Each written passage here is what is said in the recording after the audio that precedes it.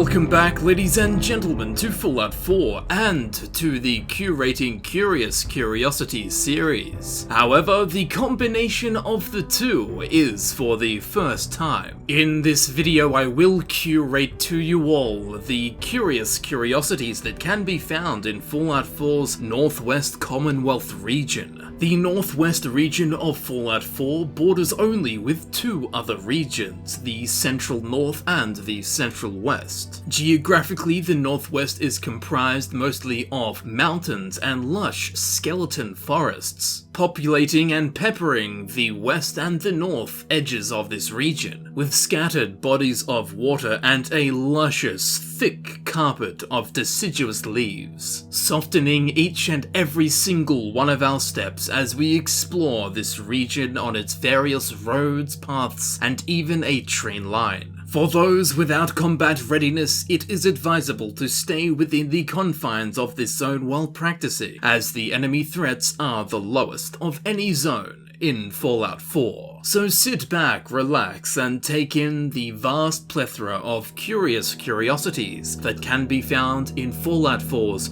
Northwest region.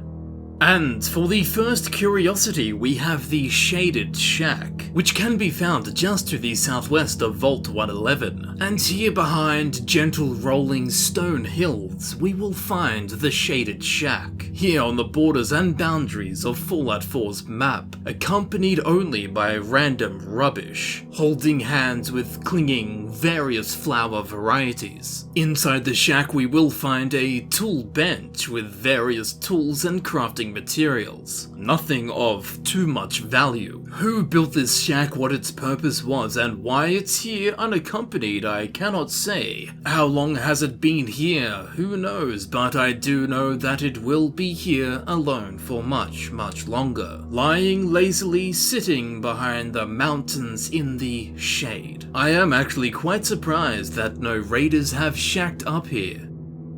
For the next curiosity, we have the watering chair, which can be found to the southwest of Vault 111. Up here atop this hill at the edge of a cliff, we will find this small, poor excuse for a shelter, with nothing more than a tarp suspended by strings as a roof. Once we look a little bit closer, we will find a chair, a table, some candles, 3 bottles of water, and also the railroad symbol for ally. With the combination of the water and the railroad symbol, I would think this is a place for allies to drop in and get some water before waving goodbye. For now, the watering chair has quenched our curious thirst, and we must evaporate into the next curiosity. And for this next curiosity, we have the Hilltop Raiders, who can be found to the northwest of the Ranger Cabin. Here, underneath this transmission tower, we will find several raiders standing around enjoying the hilltop sunlight. Some of them have been enjoying the game of Fallout 4. There is also a gorgeous breed of dog with them, man's best friend. Or is it? For the next curiosity, just up and over the hill, we have man's best friend? I think not. Here we will find a small, broken down and ruined shelter. A campfire that is not lit. Inside this shelter we will find a mattress, some water, spare clothes, a toaster, and also a dead raider. What killed this raider, you ask? Well, it most certainly was not man's best friend. These wild mongrels have been caught red-pawed. With a smile that could kill a tank, I have no doubts in my mind that these mongrels, beasts, these fiends, killed this raider. If you have the perception, you will find more mongrels lurking, patrolling the area, looking for more innocent humans to kill. Why was this raider up here though? Perhaps he had a fight with his wife and was sent to the doghouse. He originally wanted a BJ, but ended up with a Canine. Slightly up the hill from the Raiders' Hilltop camp, we have our next curiosity, the Lonely Ghoul. Here we will find one alive, if I dare use that word, an alive ghoul. There are 3 other ghouls, but unfortunately for this one lonely ghoul. His 3 companions seem to be dead. Truly dead, unmoving and luckily unmischievous. Behind the lonely ghoul, we have our next curiosity, the lonely tent. Perhaps the two are connected, I cannot say. There is little here, a mattress, a first aid kit, and a lit lantern. Perhaps the resident of this tent has left. Who owned this tent and where they have gone is purely up to speculation. If we look at the toilet, we will find that someone dropped one hell of a log. Behind the trees next to the lonely tent is our next curiosity, baskets and a bowl, where, believe it or not, we will find 3 baskets, one of which has a kickball in it. There's nothing worse than being kicked in the ball. Even I must admit this curiosity is quite curious indeed. Very strange and oddly specific. Baskets in a triangular formation, one of which has a red ball in it. For me personally, this doesn't ring any bells, but this could be a nod or a reference to something much greater and far beyond Fallout 4. All I can say is that it certainly does give a new meaning to basketball.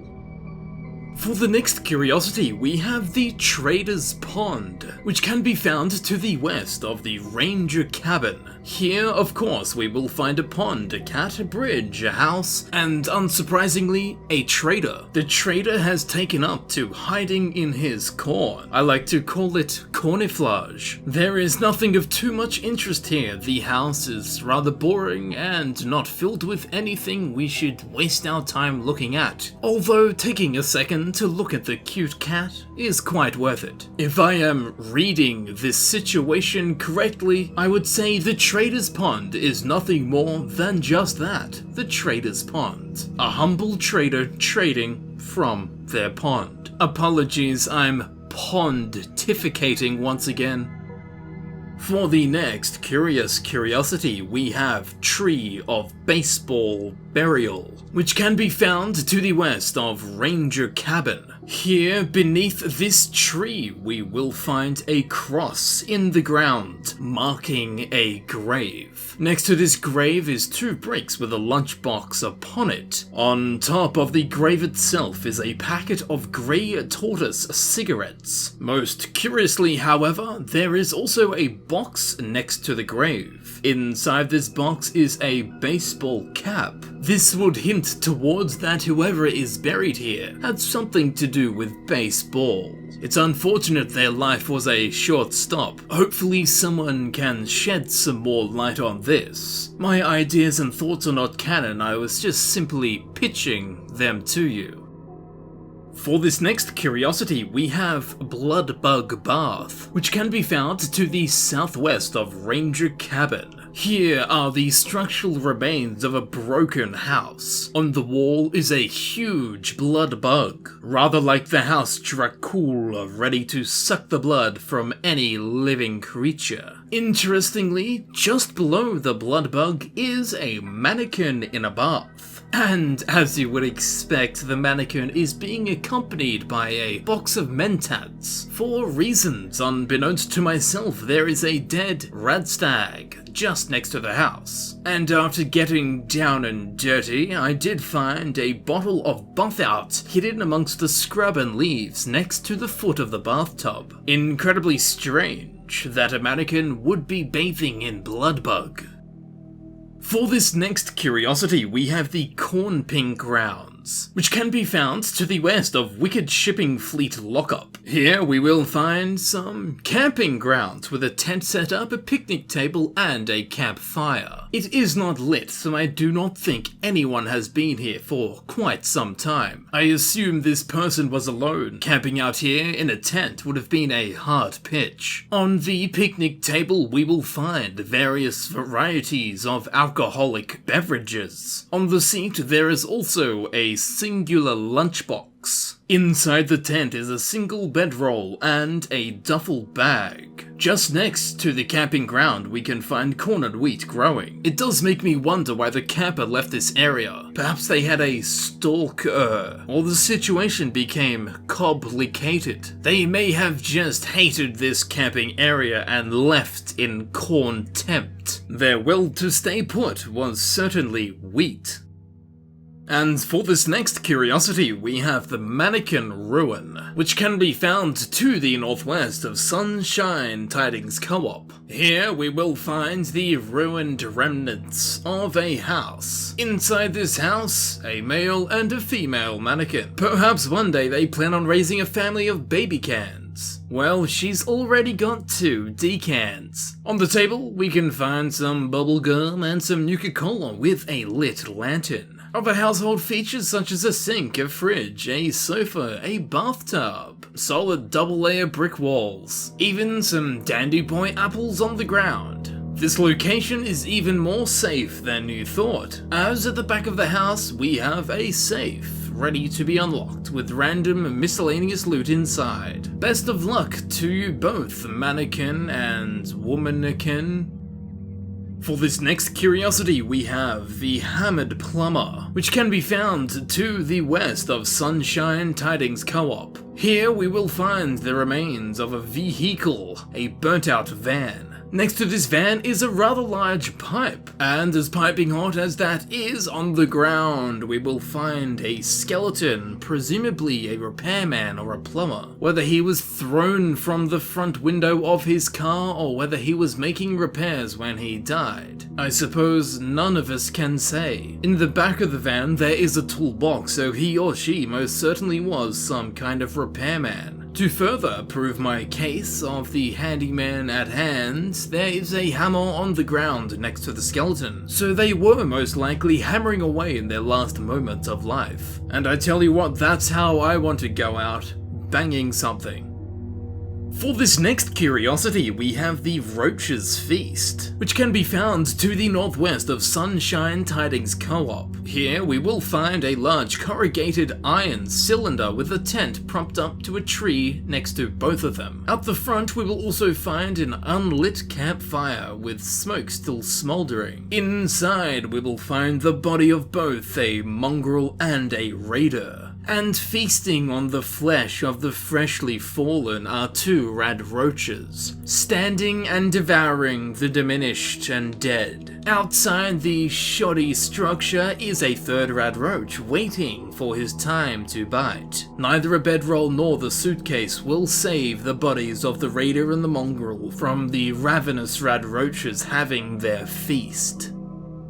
For this next curiosity, we have the Guai Cave, which can be found just to the southwest of the Lonely Chapel. As I am sure you gathered from the name, here we will find a shallow cave that belongs to a Guai, the mutant Ursa. Also inside this cave we will find the corpse of a Brahmin and the corpse of a gunner. But the gunner has company, and the gunner's company has company. There are 2 bloodied skeletons in the cave as well. Flesh, muscle, and sinew has all been stripped. There are also some radioactive mushrooms growing here and some brain fungi on the walls. That's one den that's far too crowded and trippy for me. I will leave the Guai, his social and companions, and glowing green garden to their own devices.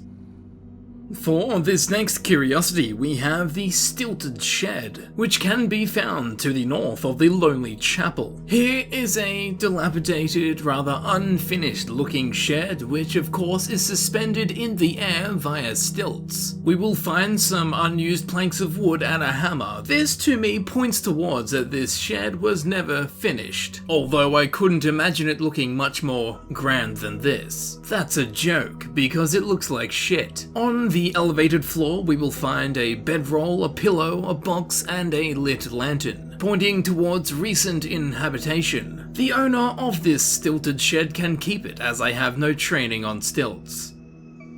For the next curiosity, we have the Lookout's Cabin, which can be found to the east of Wicked Shipping Fleet Lockup. So, first of all, and most noticeably, there is a cabin. The cabin seems to have some kind of garden with these mute fruit bushes. Just outside the cabin, there is a fridge with some Nuka-Cola cram and an empty milk bottle. If we dare venture uninvited into the Lookout's cabin, we will find some more eyebrow-raising curiosities. It looks like the Lookout has been looking out from this chair with their cigar and cigarettes. Although, funnily enough, there is a no smoking sign on the wall, accompanied by a first aid box. On the ground, we can find some beer bottles and a lunch box. A healthy diet, if you ask me. Which you didn't, so I'll mention it no further. On the lower shelf of the table, we will find some whiskey. A very interesting and well kitted out lookout position from this Lookout's cabin. And just next door we have our next curiosity, the Bloatfly ditch. And you'll never believe me when I say it, but there is a ditch with bloatflies.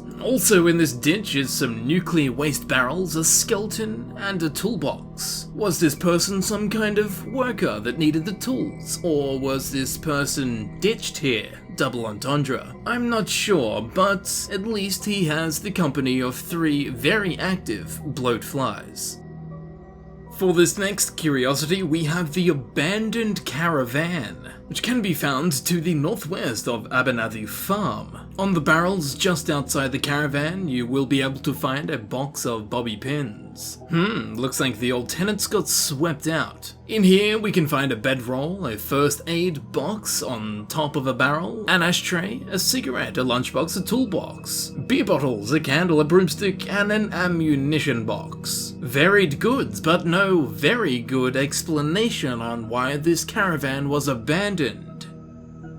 For the next curiosity, we have the encampment of the bush-bashing booze bottles, which can be found to the northeast of the Ranger cabin. Here in the bush, we will find an unlit campfire, and littered around it are various different types of alcoholic beverages. Whiskey, wine, rum, bourbon, you name it, and it's in my shot glass. We will find 4 raiders standing around, wondering why their heads hurt so much, no memory of last night, no doubt. Luckily, there's plenty of beautiful nature to lay your eyes upon. Help ease that headache. And as fun as that night sounds, I must turn down a night in the bush, drinking booze with raiders. Unless they want to replace the Z and the E with a B, in which case I'll be there.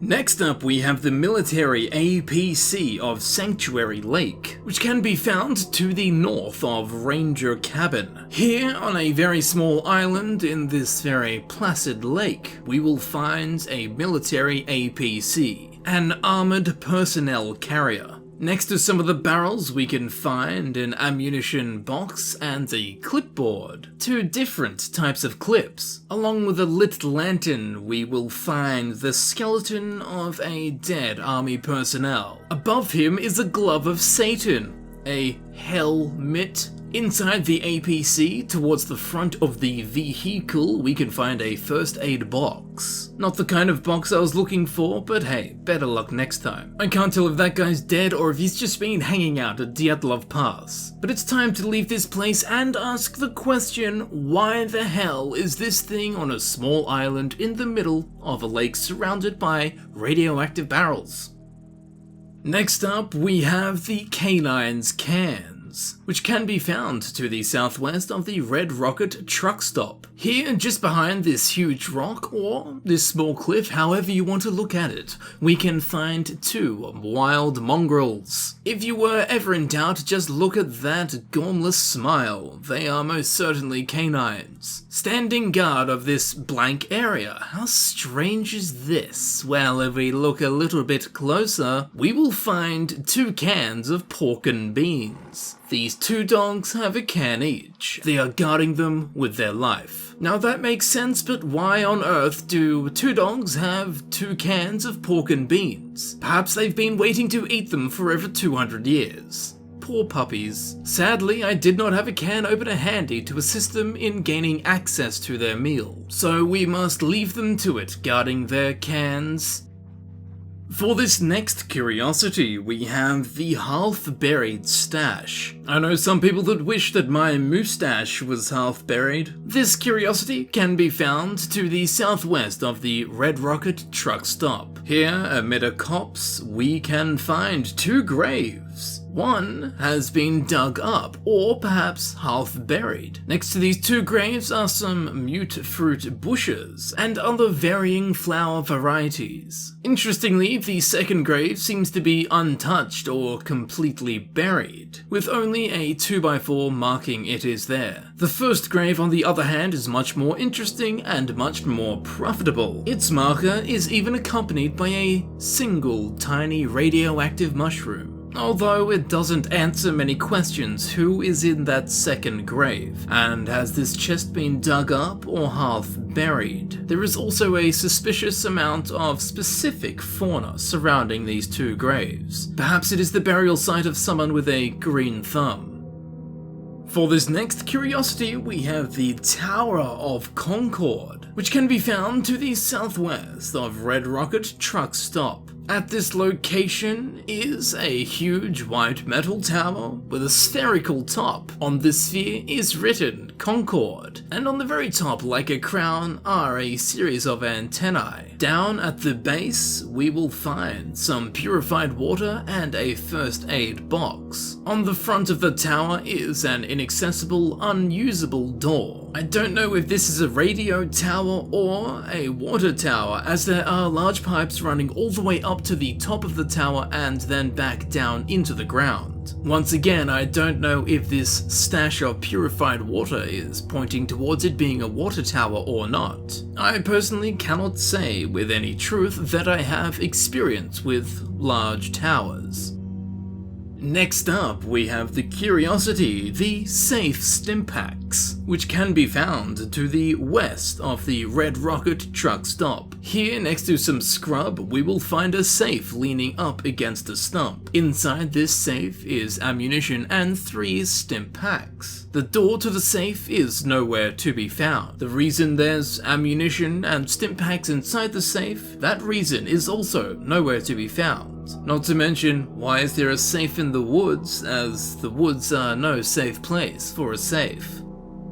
And for this next curiosity, we have a bark too far, which can be found to the southeast of Sanctuary. And here on the other side of the bridge leading into Sanctuary, we will find the body of a wild mongrel and a settler. Strange that both of their bodies are here. Perhaps they were companions and died together valiantly, or they got into a battle and killed each other simultaneously. Interestingly, the mongrel has a tire iron sticking out of his ribs. Perhaps the settler became tired of his mongrel. Interestingly, at the statue next to the two bodies is a duffel bag at the base of it. Is this what they died for? If so, why did the murderer not take it? Strange that he left his duffel bag. He's duffel in this curiosity. For this next curiosity, we have the Red Rocket Lookout, which can be found to the northeast of Red Rocket truck stop. Atop this tour, we will find a chair, a big truck tire, a stump, a toolbox, an ashtray, and an ammunition box. This leads me to think that whoever sat here looking out meant serious business. And as we can see, this lookout position looks out at the Red Rocket truck stop. It does make me think why this person was looking at this area, especially with an ammunition box. That probably meant business. Although, I suppose who doesn't love looking at a red rocket?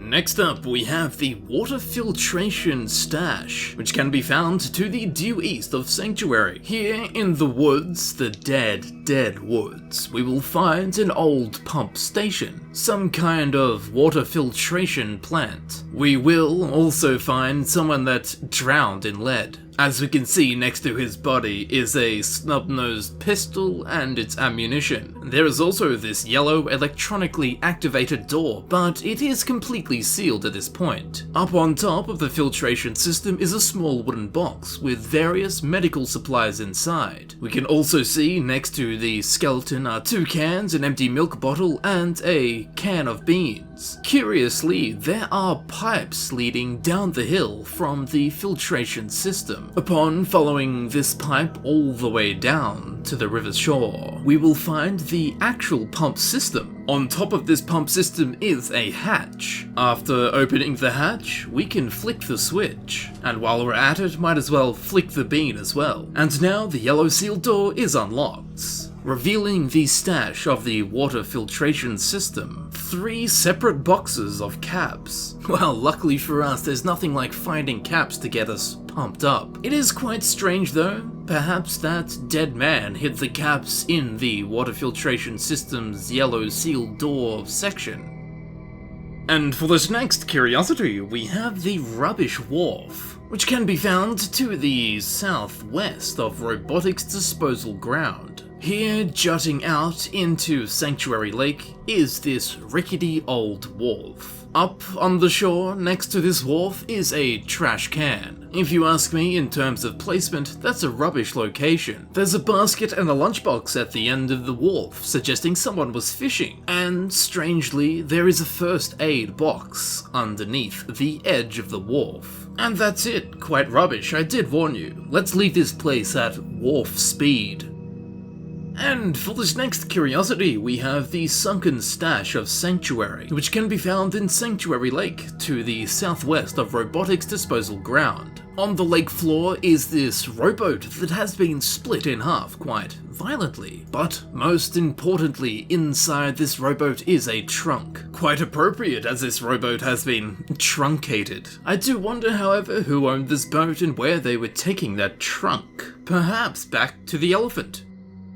Next, we have the Fisher Woman, which can be found to the northeast of Sanctuary. Here, there is a creek that runs into Sanctuary Lake. As always, upon a closer inspection, there is more to this scene than we first thought. We will find a lit lantern, a dead female body with a fishing pole at hand, and a broken swing. High up on a tree branch hanging over the creek is the tattered remains of the swing's ropes. A female body, a fishy smell, a phallic object, and we know she was a swinger. She was fishing? Yeah, sure.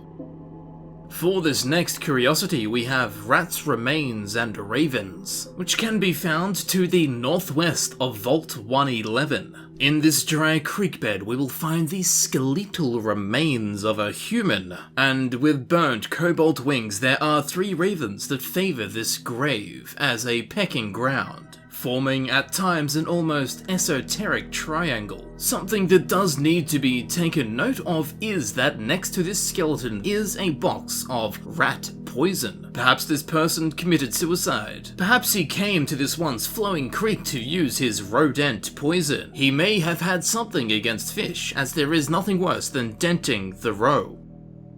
For this next curiosity, we have the Quantum Creek, which can be found to the north of Vault 111, and here, amidst the fallen leaves, in this dry creek bed, we will find Yum Yum, pork and beans, and a Nuka-Cola Quantum. Amidst the copper, titian, and burnt apricot leaves, it is quite easy to spot with its unnaturally nuclear beryl glimmer. Quite a strange and rare find. In fact, it's almost suspicious. I'm going to leave it to the ways and the wills of the forest. And for this next curiosity, we have the Raiders Ramen Shack, which can be found to the north of Sanctuary. Here below this bluff atop the hill, we have a shack belonging to raiders, or more like raider, as there is only one raider here. There is also a guard dog, who strangely has a gunner's bandana around his neck. The dog even has his own blue tent. Inside the shack we'll find a barbecue with a juicy piece of steak. Nothing like a big bit of meat, eh? There is various small containered loot to be found in this shack, including an ammunition box. Strangely and most curiously, there is a big pile of noodle bowls. There is also a bedroll with a dead settler on it. She seems to have suffered an overdose of ramen, although I'm not sure if that's suffering or bliss. I don't know why her body is being kept here though. Perhaps that raider is planning on noodling around with her body. If that's the case, I'm going to leave her to it.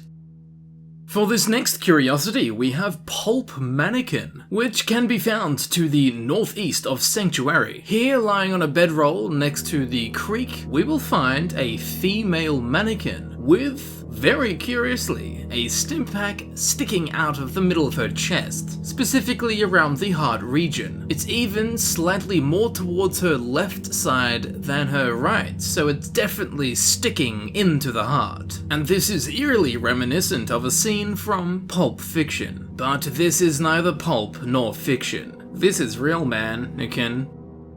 For this next curiosity, we have the ultimate bait, which can be found to the west of Robotics Disposal Ground. Here, next to Sanctuary Lake, we will find some flowers, a suitcase, an enamel pot, a fishing pole, and most interestingly, a skeleton. This skeleton has no legs and has one arm outstretched, as if he or she was clawing to get away from the edge of the lake, and their legs were viciously ripped by the previously submerged predator. In the enamel bucket is bloatfly meat for bait, but little did the fisherman know that he was the ultimate bait. Next to the fishing pole are two leather leg guards. This would make me think that the fisherman was standing in the water bare-legged. It's hard to come up with any real conclusions, and I could only cast my ideas and hope that one of them will catch. For this next curiosity, we have the old firing range, which can be found to the northwest of Robotics Disposal Ground. The inhabitants of the old firing range are a single scavenger. At the end, we will find various erect platforms with bottles perched on top of each. These are of course the targets. And hidden behind the trees is a fallen male mannequin. Perhaps he was once a target too. He may have been bad at his job and got fired. The scavenger has a lovely little desk set up with some food, bullets, a lantern, and a gun. But, cherry interestingly, almost in an occult position, there is a bucket on the ground next to a bush with various beverages and bottles inside. Fallen just outside the cusp of this bucket is a nuka cherry, very possibly going to be the next victim of this old firing range. Next up we have Stop Cooking, which can be found to the northwest of Robotics Disposal Ground. Here, hidden behind some rocks, we will find a bath, a tub, and some tires. Over the bathtub is a stop sign, on top of the stop sign is a can, and underneath the stop sign inside the bathtub is an unlit campfire. Someone was doing some cooking here, although in a bathtub it would be a bit wishy-washy. The sign had the ultimate perception and told them to stop cooking. That was a whole lot of tub. I must say that's a rather big can. Accompanied by cooking, must have been Nigella Lawson. This is backed up by the bags of white powder holding up the stop sign. For this next curiosity, we have the Sentient Chimney, which can be found to the south of the Robotics Disposal Ground. Here, the shadowed remains of what once was a house, a home, with only crumbling remains of a red brick wall and this single chimney. It looks like the house burnt down. They should have filed a lawsuit. At the base of the chimney is a safe with its door pulled straight off, caps inside, and a 10mm pistol. Santa must have left it here. With no more use for this chimney, they are giving it away. It's on the house. For this next curiosity, we have the Raider Hilltop Den, which can be found just to the south of Robotics Disposal Ground. Here, believe it or not, at the top of this hill, we will find a den belonging to a raider, who will infrequently turn up to greet his new visitors. Inside, we will find a lunchbox, a bedroll, a table with an ammunition box, and some jet on top, including a lit candle and a cup. It is actually quite a lovely view over Sanctuary Lakes from this den. And to be honest, not the worst place to shack up in the mountainsides of Fallout 4. For this next curiosity, we have the Dam of Bones, which can be found to the east of the Robotics Disposal Ground. In this dried up old creek bed, there seems to be a dam that has been made in the fashion that a beaver would do so. Also around this area are various mole rats, perhaps they are the culprits. However, along with wood and various branches, there are various bodies. There are several skeletons, even a skeleton that is still decomposing with strips of muscle showing. There are 3 whole bodies and a duffel bag. What kind of sick mischief did these mole rats get up to? Those creatures sure can act like animals. They're just about as evil as Darth Maul. What country do they think this is? Damnation? Next, we have Bloodthirsty, which can be found to the north of the USAF satellite station Olivia, where we will find this sheltered watering area for livestock. Sadly, if you are thirsty, this is not the place to come, unless of course you are bloodthirsty, as there are 2 bodies in the bathtub and 1 body in a steel barrel. Heads, arms, legs and limbs have been removed. Quite a strange area that I shall not be returning to. Perhaps the mole rats were behind this one as well. For the next curiosity, we have the crashed Vertibird, which can be found to the northwest of USAF satellite station Olivia. Here in this mountainous terrain, we will find a crashed Vertibird. Given that some of the Vertibird is buried with grass grown over the soil and vines crawling, creeping all over this piece of steel, I would say this was a pre-war Vertibird that crashed here. Inside the Vertibird, on the right pilot seat, is a flight helmet, which shows that it works because it's still here. Inside the Vertibird at the back, we will also find the body of a pre-war US soldier. See, I told ya. Just outside the Vertibird, we will also find an ammunition box. We can also find a set of power armor here. This will be randomized depending on level. At the foot of the power armor is the second body of a US soldier. Trailing behind the Vertibird, there are various crates and boxes that had fallen out of it during its deadly descent to the dirt. I do wonder where this Vertibird was going and what was in those crates. All I can say is that it is far too late.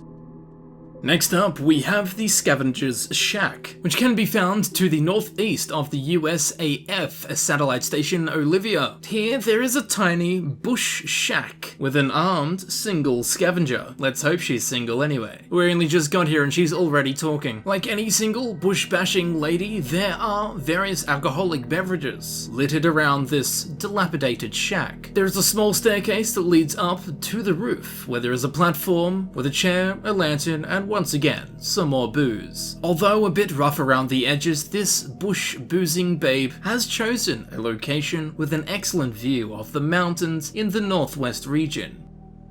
For this next curiosity, we have the Lantern, the Lady, and the Lake, which can be found to the northeast of the USAF satellite station Olivia. Although the small lake is now dried up, there is a log bridging safe passage to a small island in the middle of this lake. Dangling her legs into what was once the lake, but now a dusty void, is a lady with an arm outstretched, hand pointing towards a now unlit lantern. Does make me wonder why this lady was out here in the woods alone at a lake at the time of day where she needed a lantern. Also, why did she cross the bridge to get to the small island? Perhaps to reach the other tide?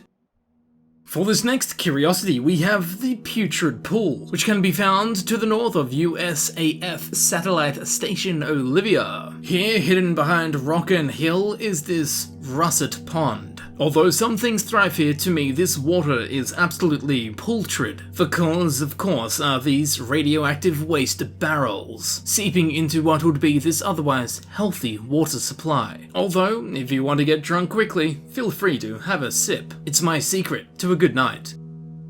For this next curiosity, we have the pond and the freeway shacks, which can be found to the northwest of Outpost Zimonja. Under this freeway bridge, we can find a pond with a drain leading into it. It is filled with various pieces of rubbish and nuclear waste. Next to this pond is a small abandoned shack. Inside this shack is a bathtub, and inside this bathtub is a man, and inside this man is Day Tripper. In here is also a toilet, and just like any standard toilet, there is a creepy man standing on the other side of the room, watching you. If we head up the hill a little bit, still underneath the freeway, we will find a second, larger shack. This shack too is abandoned, with not even a dead body inside. There is various loot. On a crate we'll find a combat knife, there's an ammunition box. There is also a sink in here, with 4 mute fruits inside it. Amazing, I better just let that sink in. It is interesting that there were 2 shacks here, quite close together, but only 1 body found. Those mute fruits also did look quite fresh. I wonder who still resides here.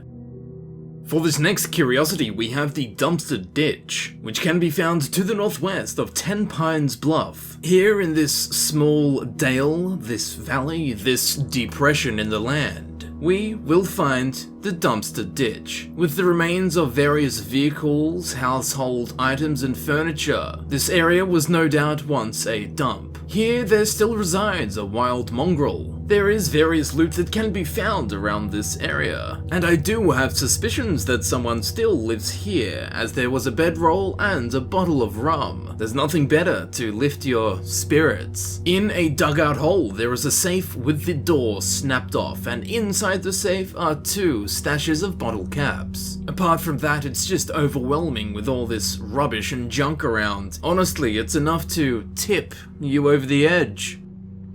For this next curiosity, we have the Houseless Outhouse, which can be found to the west of 10 Pines Bluff. And here we will find some kind of makeshift living quarters. Although there is no bedroll, it is quite clear that someone did stay here at least once, as there is a campfire in the middle of this strange setup. Oddly specifically, there are various large mechanical parts lying around this area. Quite strange, but when you have to put your toilet outside like this, you know you're in trouble. Time for us to get out of the house and get out of this houseless outhouse. For this next curiosity, we have Grave and Grove, which can be found to the east of Thicket Excavations, where in this hidden, rather colourful spinney, we will find a grave. Being cliche as ever, this grave has a body in it. It also has a visitor, a Radroach. There is also a 10mm pistol next to the body. Is the Radroach the perpetrator, or was the 10mm pistol the perforator? Unfortunately, just like the body, I cannot bury this curiosity. For this next curiosity, we have the Bullet and the Billboard, which can be found to the east of Thicket Excavations. At first glance, it seems to be a broken, blank billboard, which it is. However, if we look more closely, we will find a makeshift staircase and this broken walkway, at the end of which is a singular box. Next to this box is a rifle, and on top of this box is a single bullet. A high vantage point, a single gun, and a single bullet. An excellent position for sniping enemies. Had they run low on ammunition, or was this single bullet for a specific skull? Or was that a loaded question? For this next curiosity, we have the Ghoul Residence, which can be found to the northeast of 10 Pines Bluff. Here in this rather tranquil section of the Commonwealth, we will find a house. Inside this house, there are 3 new residents, a trio of ghouls. On the ground, we can find a dead raider, accompanied by the corpse of a postman. I think his name was Pat. Outside, there is a lovely swing, and on the roof, there is a chair with a table and various items. Although this area is not accessible, so I can only wonder who was up here. Inside the house, there is a small table with a blank picture, handcuffs, a lunchbox, and a teddy bear. Taking into consideration that swing outside, I would guess that a child once lived here. As for the handcuffs, there was bound to be a police officer that lived here as well. I can smell chemicals. The policeman must have been working overtime. Copper night rate? For this next curiosity, we have derailed armor, which can be found to the northeast of Ten Pines Bluff. Here, along the railway tracks, we will find a broken, derailed train. In between the two freights, there is a blank wooden freight. On this is a cage, and inside that cage is a set of power armor. If we follow the red cable into the blue freight, we will find a terminal. Activating and unlocking this terminal will unlock the door to the cage, giving you access to this set of power armor. I'm going to assume that this train derailed when it was hit with the full power of the Armageddon. For this next curiosity, we have the Trolley of Treats, which can be found to the east of the Museum of Freedom. Out here, isolated in the woods, is a single trolley. Luckily, someone has gone to the valiant effort of filling it with treats for us to receive. They have also placed a pair of brass knuckles in here, adding to the fistful of goodies. There is even a collectible Nuka cherry. I swear this trolley of treats is not too good to be true. I promise that I'm not trolling you, as there's nothing worse than being trolled.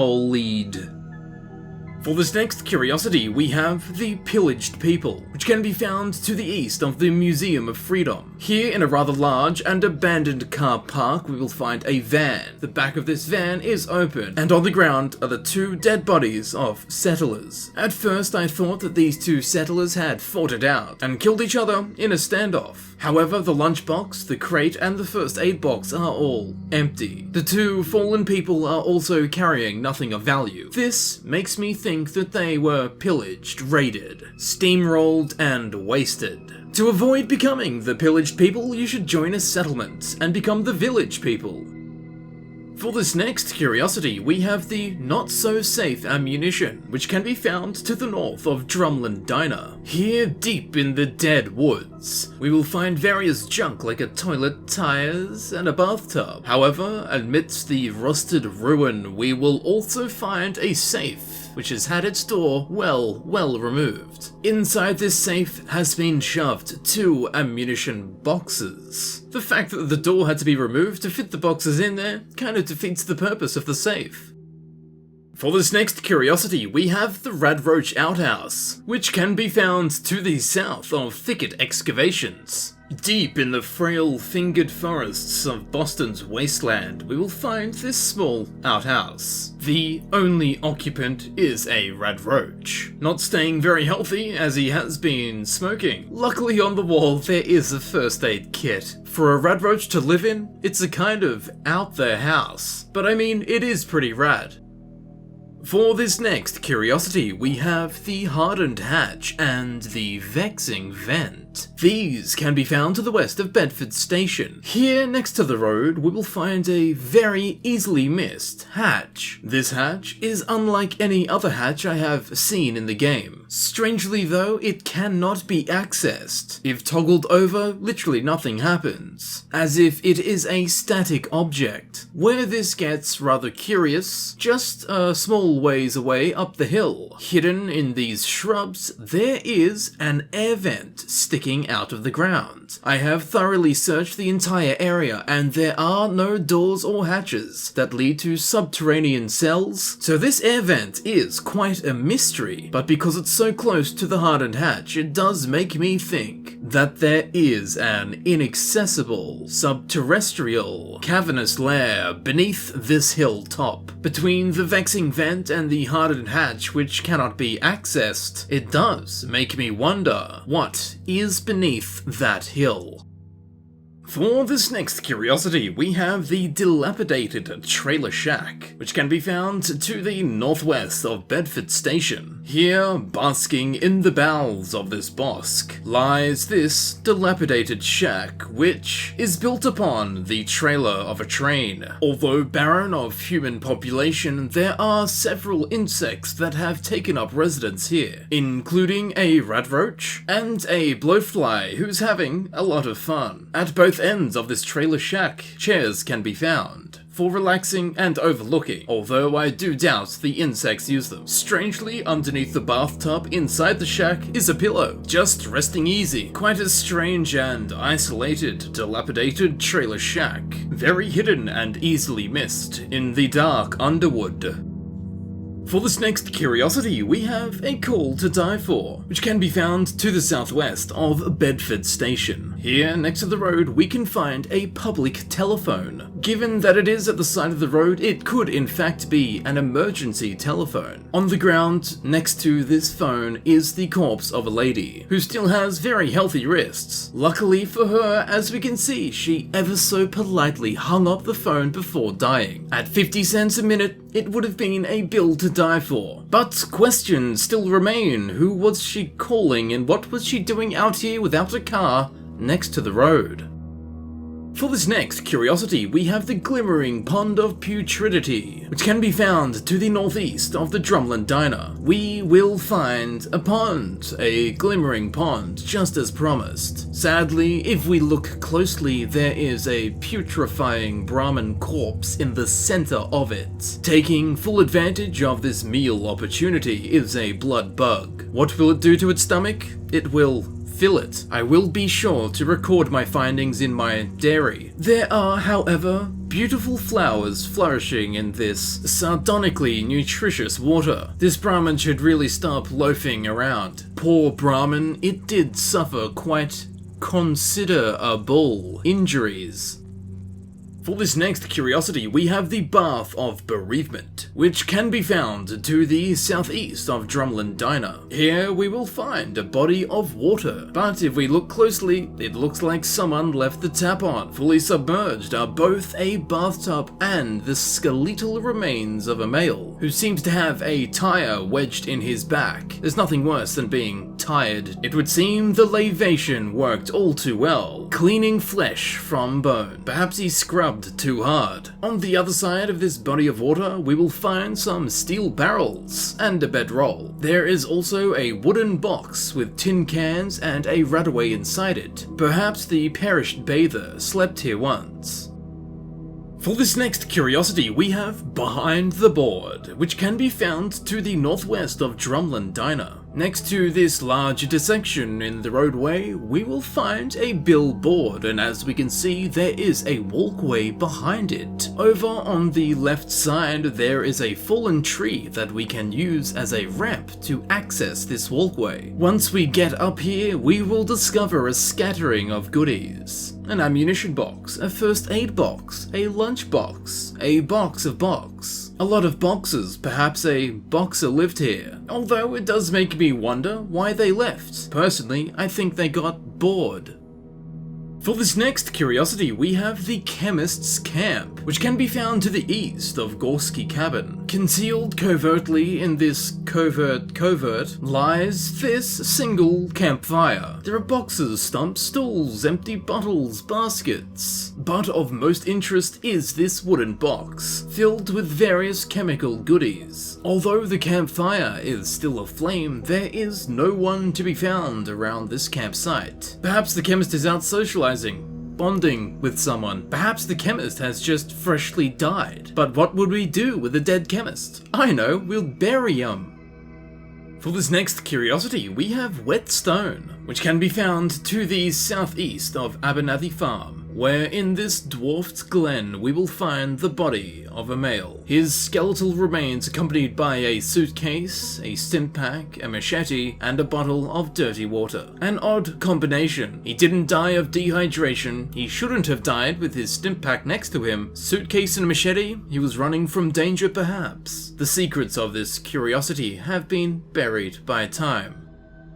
Next up, we have the Raiders Chemical Laboratory, which can be found to the south of Gorski Cabin, deep and veiled in the mists of the Mystic Woods. We will find standing the Raiders Chemical Laboratory. Patrolling the ground and the upper floor is a single raider, keeping a watchful eye out for possible intruders, accompanied on the top floor by a chair, a crate, and a lantern. On the bottom floor, there is another raider who is either sleeping or he will get up to cook up some trouble at the chemical laboratory. I can only imagine what they're doing with those chemical experiments. Now I am uncertain whether this is Mist or if they have been hotboxing Boston.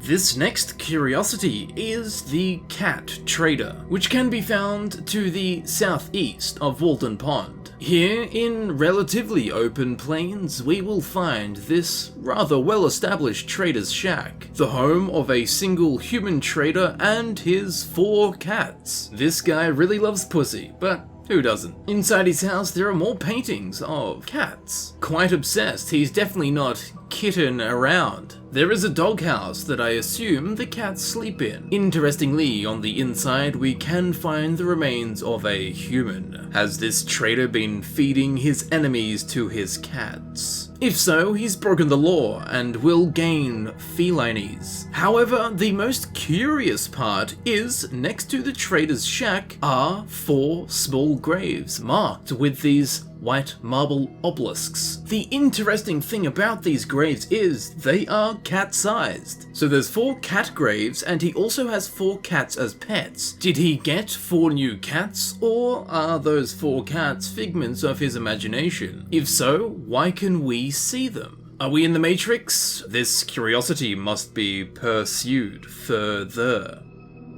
For this next curiosity, we have Tree Safe, which can be found to the northwest of Gorski Cabin. Here, in this rather delightful looking bit of nature, we will find a safe at the base of a fallen tree leaning on a large rock. Inside this safe is a single ammunition box and a single pistol. I do wish I could unlock the mystery of who put this here and why.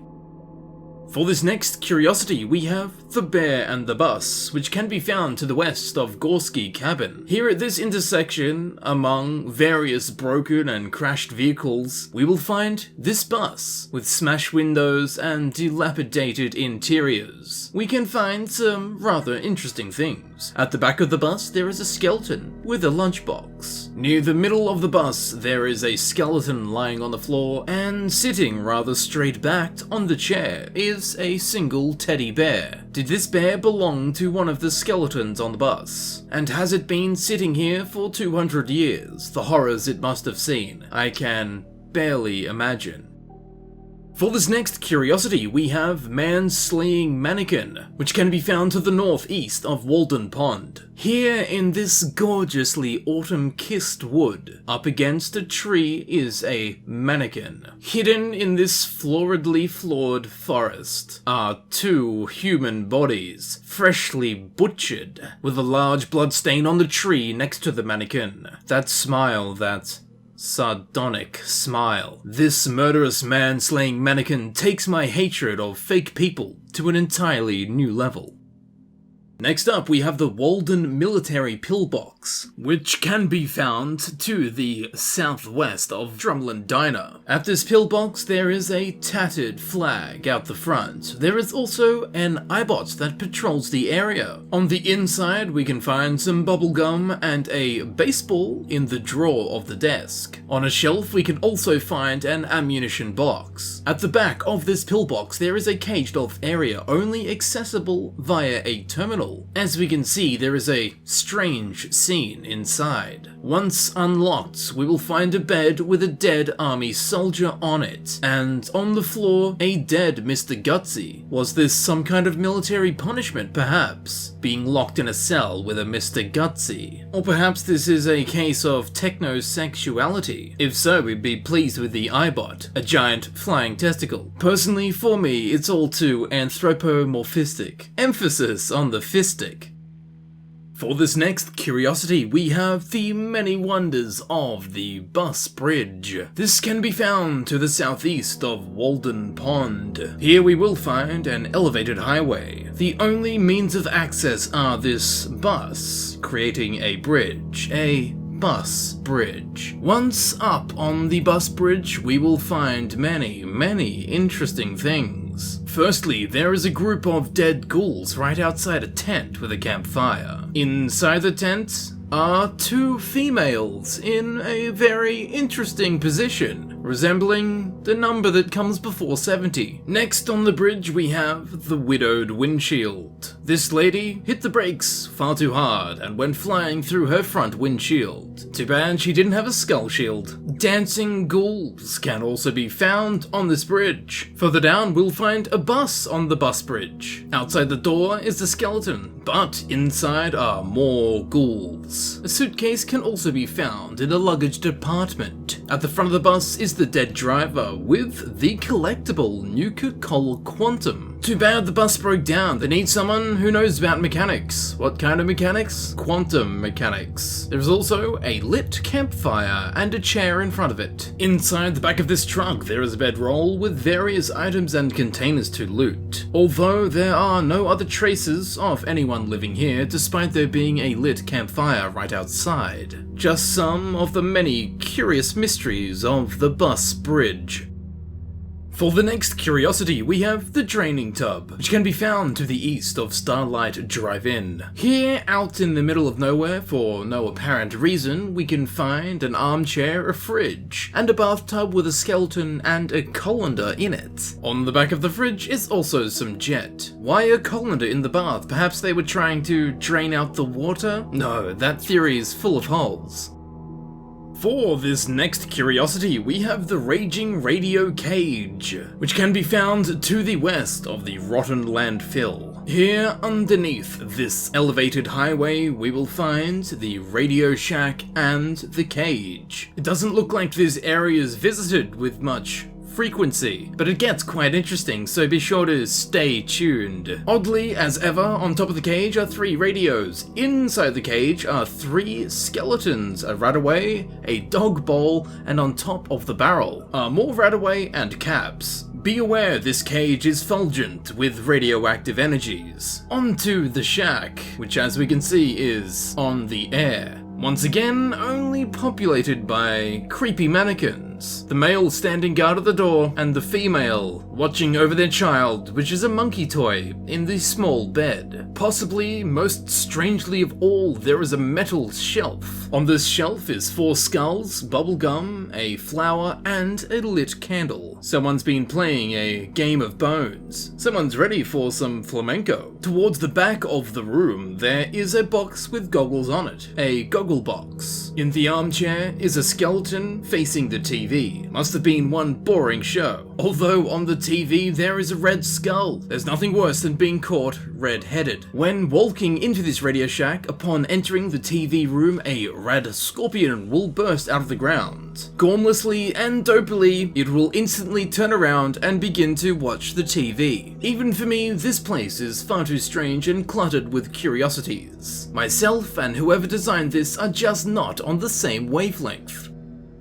Next we have the Wicked Shipping Skeleton, which can be found to the south of Drumlin Diner. Here in the middle of the road we will find a blue truck. Written on the side is Wicked Shipping. Luckily, leading up to the back of this truck is a ramp, making access less of a slippery slope. That's what I thought until I discovered that the door was actually a master lock. If you ever make it inside, you'll find a red trunk and a skeleton with a gun next to it. I think this was some kind of suicide, or perhaps they were transporting a body that had been killed. Whatever did happen, it sure looks like this person was in serious truckle. Whether this was a suicide or a cold-blooded murder, it doesn't matter, both are extremely frightening. For this next curiosity, we have the Food and Drink Truck, which can be found to the south of Drumlin Diner. Surrounded by witches' hats and road barriers, we will find this truck, which seems to have veered and crashed off the road. The back of this truck is where the interest lies. Inside this freight container, there are 2 cigarette machines, and also an Eatotronic. There is also an icebox, a milk machine left in the sun to spoil, a Nuka-Cola vending machine, which if you look closely, contains a Nuka-Cola Quantum. And finally, there is also a ported diner. I only recently noticed this, but the plate on the top seems to be clean unlike all the other plates. The food also seems to be unspoilt. As we can see, the number for this suspiciously cleaned plate is 101, the same as Vault 101 from Fallout 3. And you will also notice that the cream on top of this slice of cake looks suspiciously similar to Vault Boy's hair. Clean plate, Fallout 3 Vault number, Vault Boy's hair. This is really dishing out confusion. Am I a genius or a conspiracy theorist? If the mystery is stressing you out, just relax, stop worrying. For this next curiosity, we have the Chem Peddler's Place, which can be found to the south of Drumlin Diner. Here, out in the woods, we will find a single house with a car out the front. As we make our way through the front door, we will discover this is actually the living place of a chems trader, probably off his head on smack, having a snooze. In case he ODs, there is a first aid box on the wall. Outside, we will find the remnants of a once happy household, a donk house, patio furniture, and a barbecue, but those times are well and truly cooked. In the backyard, there is also a pond with a small bridge and a swing next to it, swaying gently in soft breezes. Underneath the water, we will find a lunchbox. Quite an odd place to keep a lunchbox. Whoever put this lunchbox here must have been on a liquid diet. Not worth it, most diets are just wishful shrinking.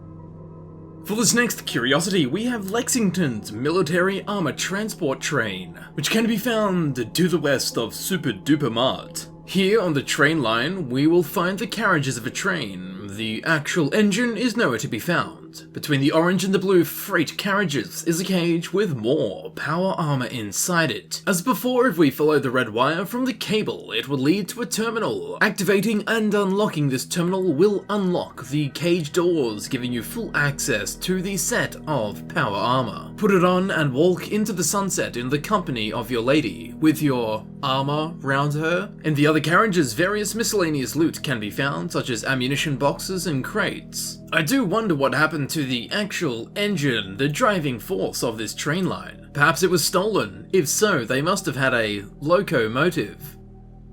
For this next curiosity, we have the Sistine Couple, which can be found to the north of Jalbert Brothers Disposal. Here, underneath the elevated highway, next to the road, is a red car that is broken down. On top of this red car is a ladder that leads to the top of a red freight container. And on top of this container is a sad sight. A male and female skeleton, with arms outstretched, reaching to clasp each other's hands in the face of nuclear vaporization. So close, yet so far. But then again, on the other hand, they died quite close together. For the next curiosity, we have What a Tool, which can be found to the west of Super Duper Mart. Here next to the road is a broken down car, with the driver's door open and the driver not too far away. His car was presumably shut down from the initial EMP shock from the nuclear blast. He, being a tool, hopped out to get his tools and fix his car. He ended up getting one hydrogen of a kick up the arse. Next up, we have Rest in Leaves, which can be found to the south of Starlight Drive-In. Here there is a dug-up ditch marked by a single wooden post. In this ditch is a coffin, sitting at a strange angle with the lid ripped straight off. Half buried in leaves next to the coffin is a skeleton in what seems to be a swastika position. Is that his skull or the skull of the SS? All jokes aside, I do believe that this grave was raided by grave robbers. Either that or they had a serious bone to pick. Either way, there is nothing here for us. We must leave this area. For this next curiosity, we have Train Hopping Hell, which can be found to the southeast of Starlight Drive-In. Here we will find a freight cart that has definitely come off the tracks. Inside, with various barrels, crates and boxes, we will find a bedroll, and on this bedroll is a dead train hopper, probably destroyed instantly in his sleep as the train crashed. Was the freight hopping free ride worth the price? The amount of fear that must have clasped his soul. He must have died in pure freight, locked eternally in a steel tomb. As survivors, we must carriage on. For this next curiosity, we have Lexington Military Checkpoint, which can be found to the south of the rotten landfill. Here, of course, we will find an old military checkpoint. In the middle of the road can be found a dead woman. The only signs of life are these fuming fungal follicles. Again, more bodies, this time the body of an American soldier. Also a crashed, tilted tank, hidden in a ditch surrounded by sandbags with some form of roofing. We will find another skeleton. This one is quite strange, unclothed, and again, its location makes it quite curious. More than curious, more like jaw-dropping. A standard military checkpoint apart from that last body that was in a ditch, covered and protected. Very, very strange indeed. For this next curiosity, we have Busted, which can be found to the southwest of the marker for Lexington. Here we will find a bus. Smashed through the front window is the bus driver. It looks like when he hit the brakes, his skull was truly busted.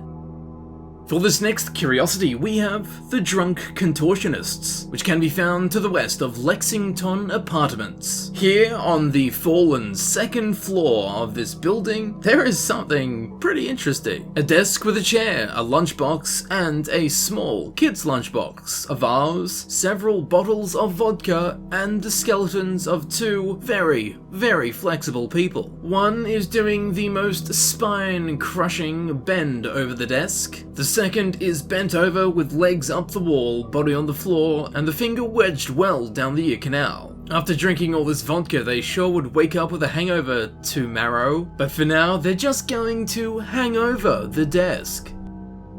For the next curiosity, we have Sleeping High, which can be found to the northwest of Corvenga Assembly Plant, on the roof of this building in an actually inaccessible area unless you do some ninjistic moves with a jetpack. There is a bedroll with various cans and things like this, but most interestingly, there are steel ingots, 2 to be precise, and a hammer. Was this person doing some roofing work up here? If not, why would they be inclined to sleep up here? Perhaps it was a builder having a party and raising the roof.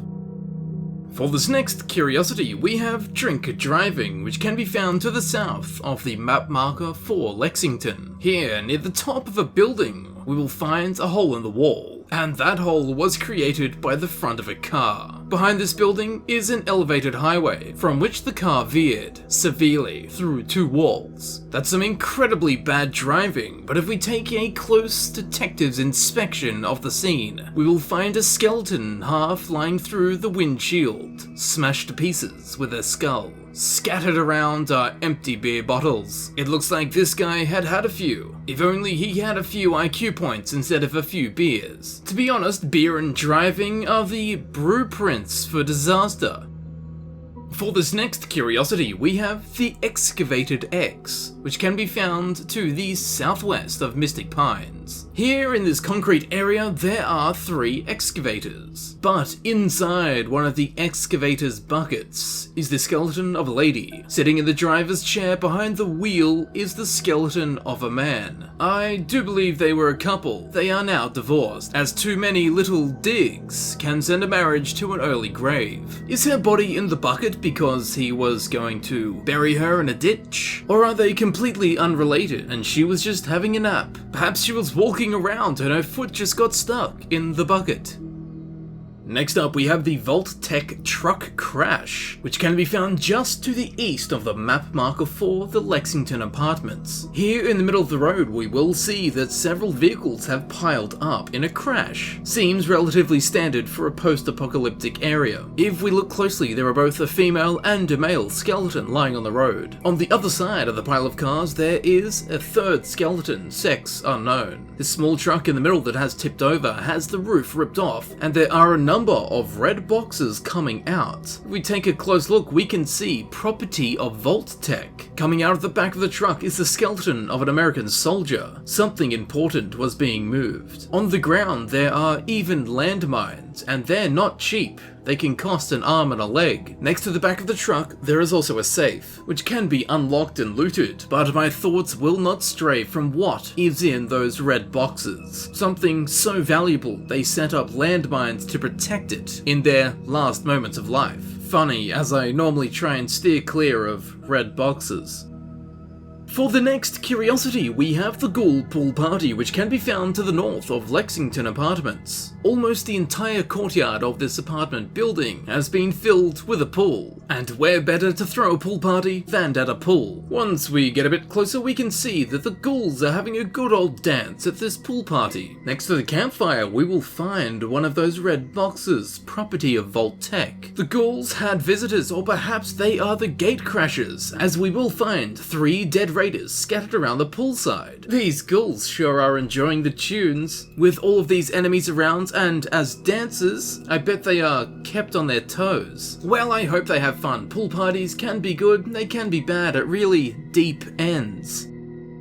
For this next curiosity, we have Slam Dunk, which can be found to the east of the map marker for Lexington. In this suburban area, we will find an empty basketball court. Well, it's almost empty. There is a singular basketball on the ground in front of one of the hoops, but this hoop is fully occupied. We will find the body of a dead scavenger that has been slam dunked into this hoop. I do know that there is a super mutant behemoth that walks around Lexington. Maybe he partook in dribbling, not from the mouth. He doesn't work as well as a ball, but at least he gave it a shot.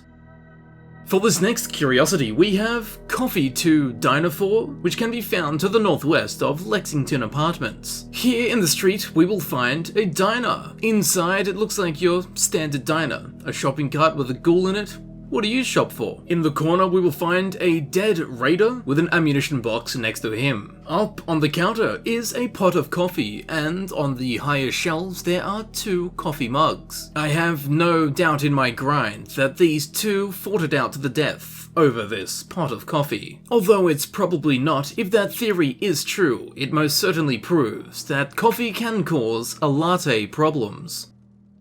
For this next curiosity, we have Nuclear Love that can be found to the northwest of Lexington Apartments. On the corner of a couple of streets, we will find this Pulowski Preservation Services coin-operated bomb shelter. On the ground next to it can be found the skeletons of 3 people who didn't get in or had the wrong change. Once we open it up and look inside, there is a very unlikely sight. There is the skeleton of an American soldier curled up on the ground, clutching and rubbing his head against a mini nuke. Not only did he hop in here and prevent civilians from surviving, he took with him a nuclear warhead. This is either some super weird explosive fetish, or what I'm thinking, some kind of valiant act. If this shelter can survive a bomb blast, he may have been taking a bomb inside the shelter, close the door, blow it up, and save everyone around, sacrificing himself. But that didn't happen, and all we have is his skeleton curled up on the floor, hugging a nuclear warhead. Each to their own, but not the kind of head I'm looking for.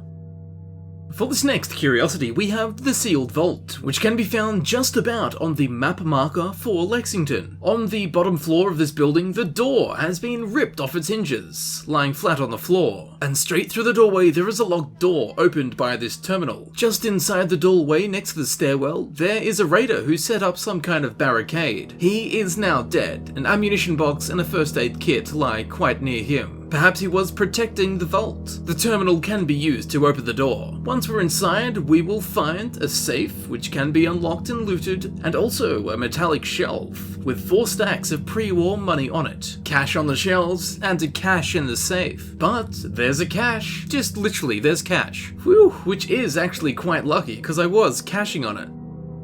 For this next curiosity, we have Vicky and Vance, Vaporized, which once again can be found just about on the map marker for Lexington. Out in the main square of Lexington, we will find the entrance to the bank. Inside, we can see the door has been kicked down and just about everything has been raided. Shelves, cabinets, cash registers. Ooh. Just being in this bank is giving me withdrawal symptoms. Luckily, although this area has been raided, there is a sturdy vault door accessed with the terminal. The contents to me are of high interest. Once we open the door, we will find someone has been here before us. Out in the laneway is a dead male skeleton, opposed to those alive skeletons, and hanging out of a hole in the wall is the body of a woman. They had an entire plan, but it looks like some of the steps fell down. On the ground, we can find a duffel bag with money scattered all around it. This duffel bag also contains more pre-war money. Well, a nuclear blast. I bet they didn't take that into account. Being hit by a vaporizing blast wave sure is one way to foil a good plan. No one would have thought of that. It's not their vault. At least they're together, and they didn't die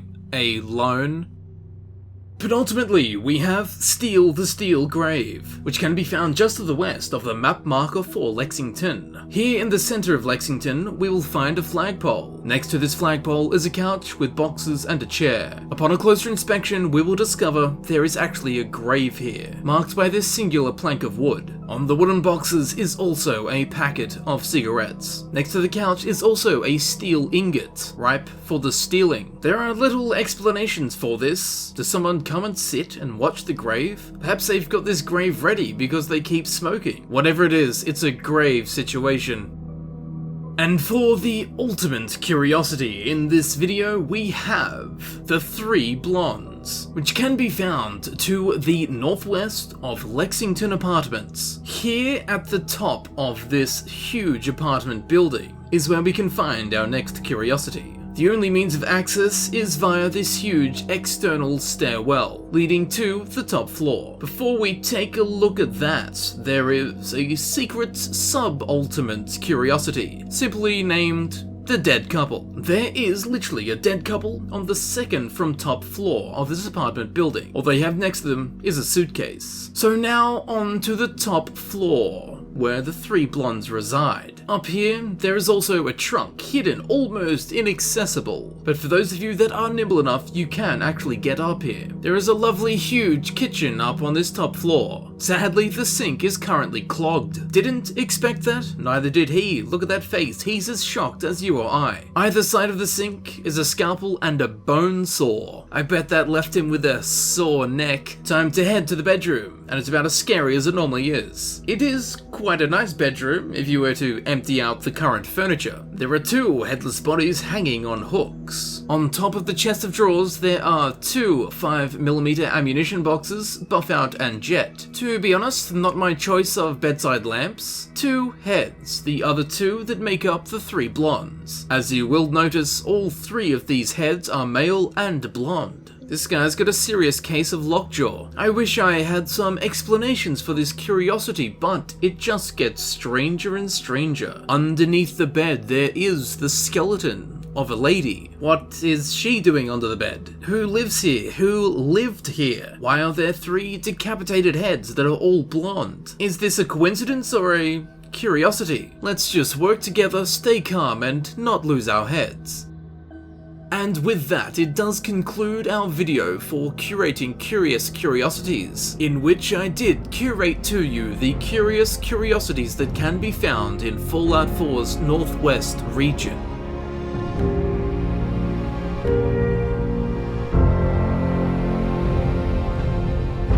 I hope you thoroughly enjoyed this video. If you have any theories, explanations, or musings on any of these curiosities, please feel free to leave a comment. If you want to go back and inspect some curiosities, there will be timestamps in both the description, and I will also leave a comment. If you did enjoy this video, please don't forget to leave a like. As just mentioned, leave a comment for all of your explanations and thoughts on all of these curiosities. Be sure to share this video amongst your fellow Vault dwellers, unless you came from Vault 111, and as always, if you did enjoy this video and you would like to see videos similar to this one, please subscribe. Through the power of analytics, it helps me know that people are interested in these kind of videos, and in the long run will result in more of these kind of videos. And as I'm sure you can see on screen, there are links to the other videos in Fallout 4's Curating Curious Curiosities series. For those of you on mobile, the links will also be in the description, so feel free to click the links and check them out, once they're finished of course.